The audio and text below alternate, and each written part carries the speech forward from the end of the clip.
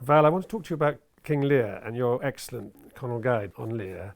And I want to quote to you a quote that you use in the book by D.J. Enright in his book Shakespeare and the Students. It is possible that Shakespeare never did anything more awe-inspiring, more improbable seeming than this, to take a petulant old retired monarch, drive him mad and stick flowers in his hair and still end with a figure of tragedy. I mean, I take it that you agree with Enright on that. I mean, it is quite extraordinary, really. This comment of Enright's about how, in a sense, how kind of silly a lot of the plot, as it were, of King Lear is, applies to a lot of Shakespeare plays, and the stage filled with very odd things, sensational, melodramatic, and often plain daft, and people making hay out of silly things, poor old, all these famous stories about people shouting from the gallery to Othello, "You black fool," and so on, for being deceived by Iago. And you think, well, yes. I mean, they were quite right to think that Othello was being kind of foolish. All that fuss about a handkerchief and a man telling lies which could easily be exposed and so on. There is a lot of the ridiculous and the absurd and so on. But what is interesting and it applies, of course, to other great fiction. Some of the greatest novels in the world have equally absurd and daft and silly things, but nonetheless achieve tremendous power.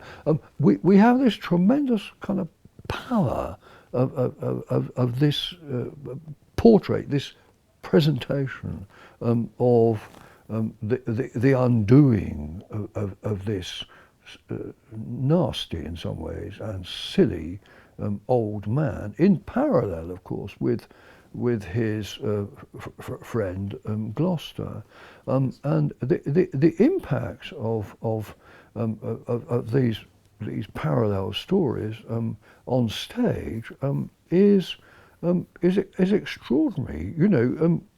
One.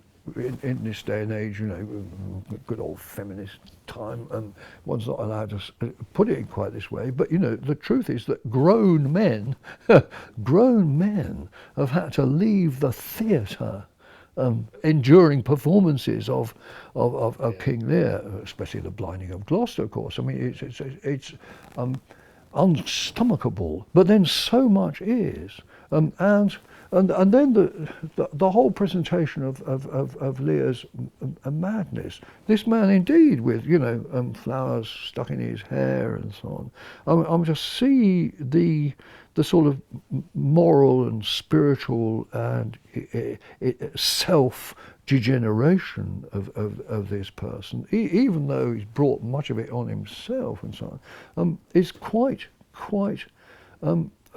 overwhelming. It is extraordinary, and it's no surprise, is it, that this play has been performed in all kinds of kind of terrible circumstances during the Holocaust and so on, or in Berlin after the Second World War, this kind of smashed city and so on. The idea of human ruin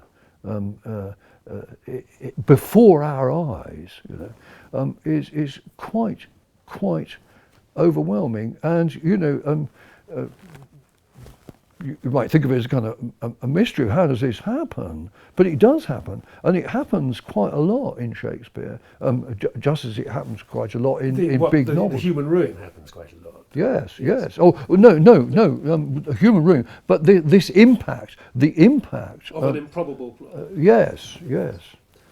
You mentioned the feminists just now. How much do you buy the feminist line, as one might call it, on Lear, which is that Goneril and Regan, essentially I suppose it is that Goneril and Regan were abused children and Cordelia was very spoilt, and therefore we can't really blame them.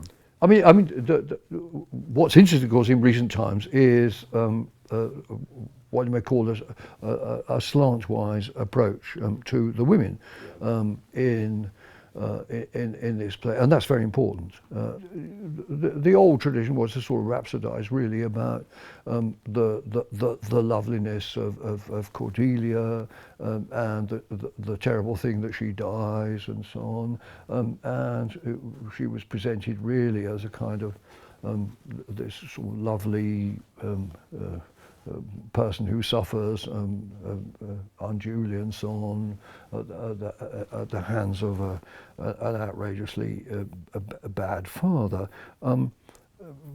Recent discussion wants to emphasise much more how she is a pain in the neck, really.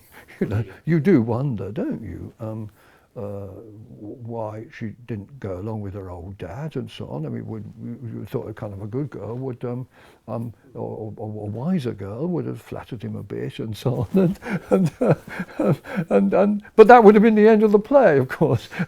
So that wouldn't do. But she is in many ways kind of silly and hoity-toity and morally and so on. And when we look at her through kind of more recent spectacles, not a very likable person. The aspect of kind of recent feminist discussion that I find a bit hard to take is the attempt to present Goneril and Regan as really rather heroic, yes.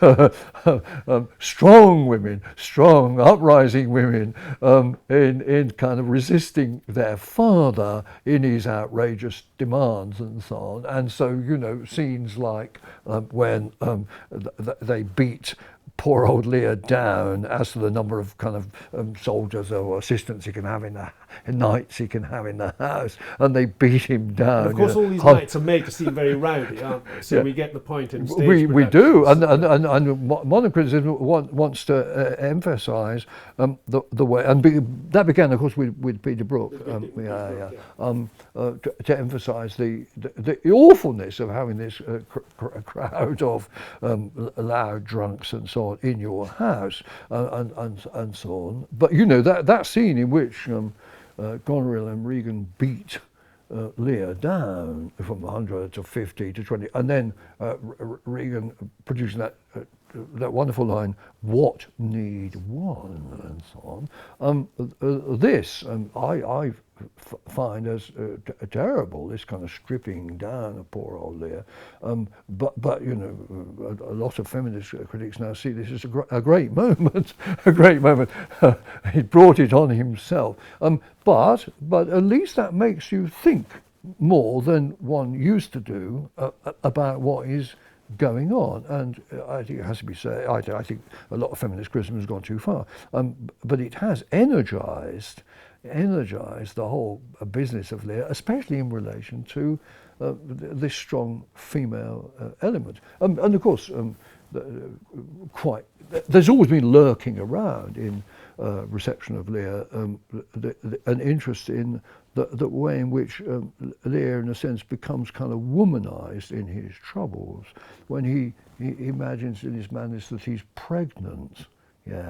Feels a kind of pain rising in him, like the mother, as it was called, allegedly the hysteria of pregnant women traditionally. Why is Lear feeling that? And feminist criticism wants to sort of stress that aspect, and to suggest that maybe that is part of the insight of Shakespeare, to actually to associate this male suffering with female suffering, and there's something in that. In other words, we have kind of a radicalisation of the play under the impact of modern criticism, and one wants to keep saying, that is actually the point of fresh eyes and fresh readings, and it is the case, it seems to me, that there's an argument about classic. What constitutes a classic?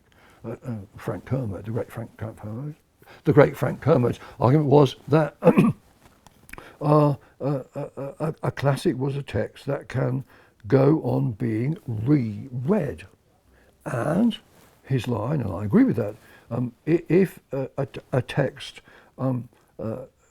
can no longer be reread, in fact, if it doesn't attract new readers, and as a matter of fact, new reading styles, it's over.